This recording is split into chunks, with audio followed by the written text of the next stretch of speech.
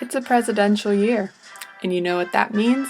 Politics are everywhere, even in the places that you least expect them, like on social media.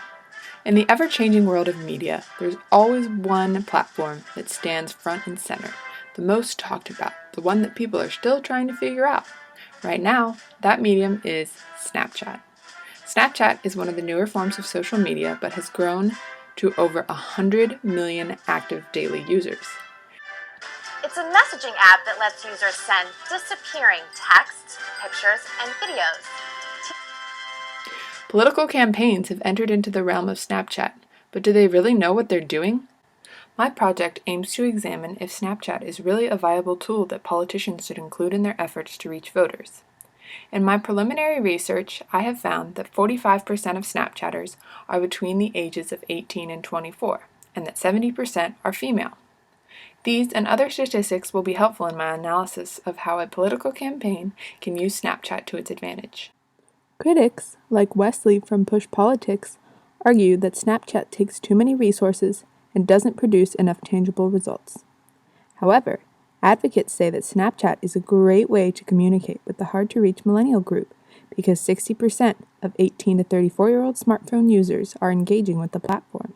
This subject is relevant to our course discussions on reciprocity and happenings. Snapchat presents a problem when thinking about reciprocity because it limits the amount of communication. When someone posts a snap to their story, it's difficult to respond, and even when you do, only the person who created the story can see it. The story feature of Snapchat also reminds me of our discussion on happenings, because they are a random occurrence. Enzenberger warned that we should be careful about where our sources of media come from. We have to remember that those who produce the medium have their own agendas and could be trying to influence us one way or the other. Another problem with Snapchat is sharing information. It's difficult to broadly reach a wide array of people. The only way to do so is with your story. But if someone sends you a personal Snapchat, there's no way to retweet or share like you can on Facebook or Twitter. So we'll see how well this medium fares in political campaigns. So, in my project, I plan to look at how Snapchat can be used in a presidential campaign. Some features are good, and some features are not so good, and I think it depends on who you're trying to target.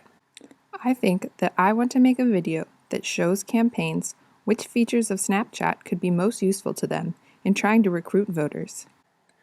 And a huge thank you to the following for pictures, video, sound, and information about the campaign. Thank you.